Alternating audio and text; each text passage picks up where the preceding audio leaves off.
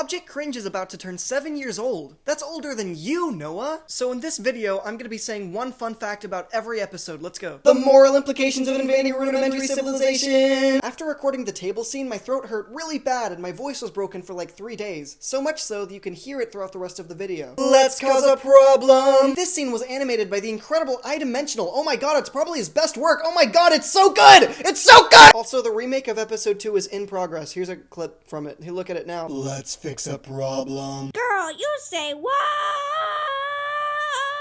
Whenever I babysat children, I would say, "Girl, you say what?" And they would always think it's the funniest thing ever, so I put it in Object Cringe, but I have never seen a single person laugh at this joke in the show. How does that even work? This scene is kind of incomprehensible, but what was supposed to be happening was Chocolate Bar was channeling the power of the fourth wall to reverse the episode and go back in time to save good. That's what this was. Cheese!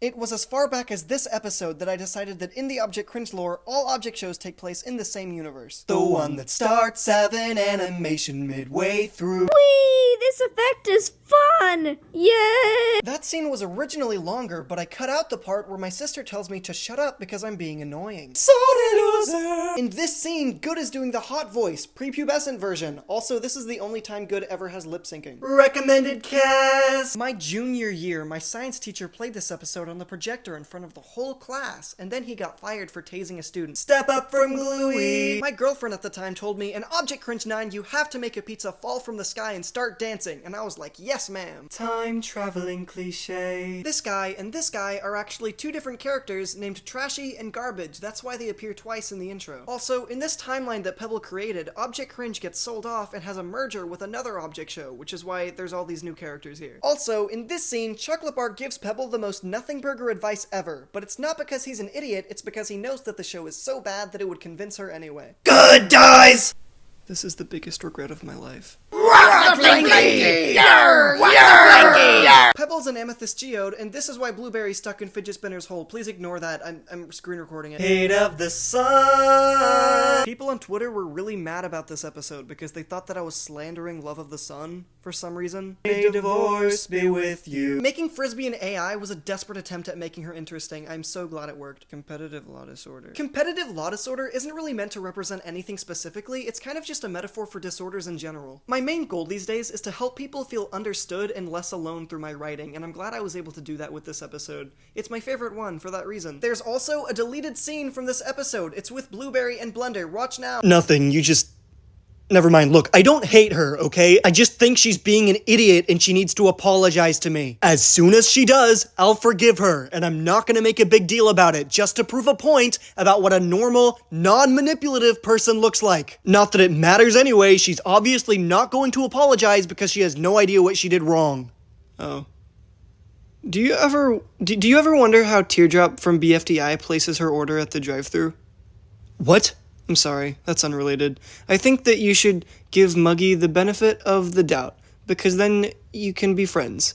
And friendship is magic, probably somebody has said before those words.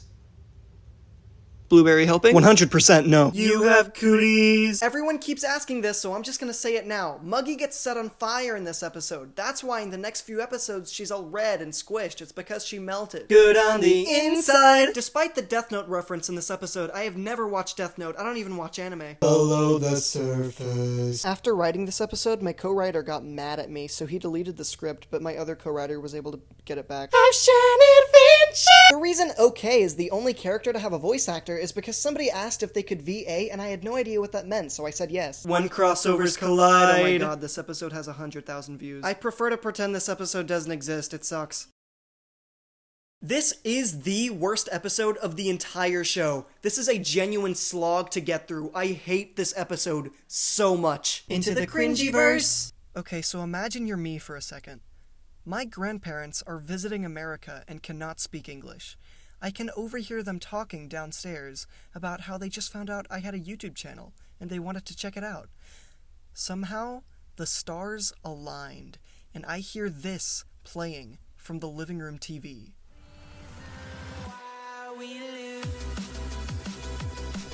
I have to go downstairs, turn off Object Terror, and play for them Object Cringe Again, Episode 2. Not my brainy. I'm so mad because I should have called this guy Morality.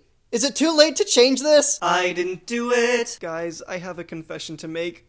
Fidget Spinner did not get 69 votes this episode. He got 70.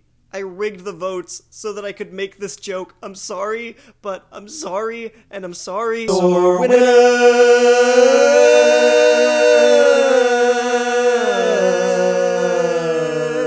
I was planning competitive law far before the II finale came out, and I did this far before the II finale came out. I'm better than everyone. Screw you. I'm better than everyone. The vent car. The title of this episode is a reference to Infinity Train. Someone had to say it. The new characters that debut in this episode are actually from a canceled object show I was gonna make at one point. This is the intro for it now. The episode.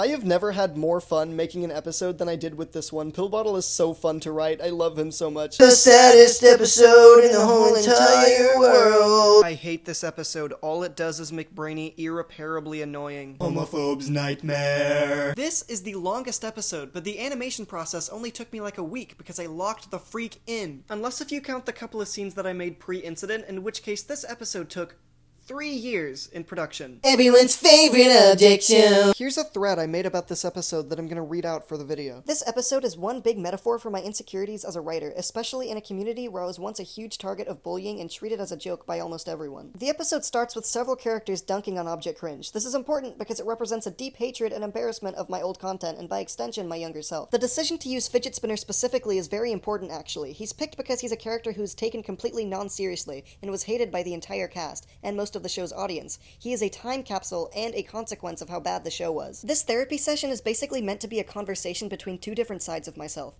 The cynical, self-deprecating side, Chocolate Bar, and the side of me that just wants to be happy, Fidget Spinner. It was very therapeutic for me to just let them understand each other and coexist in this scene. It also represents my older self and my younger self having a conversation. When Chocolate Bar talks directly to a person who makes it clear the show means a lot to them, it makes him feel guilty, and he appreciates the show for what it is. It may not have been good, but it made Fidget Spinner happy. It's also about how Object Cringe isn't nearly as popular as it used to be. Its reputation, as well as mine, have been tarnished into oblivion. I'm now broken and irrelevant, but regardless, I continue to exist. In the end, Fidget Spinner is sent away and Chocolate Bar earns a greater appreciation for what he has. He realizes that Fidget Spinner is a person who deserves empathy and compassion just like everyone. This represents me letting go of the undying hatred I had for myself. The song at the end is about struggling to move on from my trauma when all I want to do is return to before it happened. It's hidden under so many layers of irony to represent how I felt no one would ever take my pain seriously. M is for melodramatic. When I was brainstorming for this episode, I thought, wouldn't it be really funny if Animatic ended Brainy's entire arc? And so that's what I did. Yay. Thank you for watching my video. I love you.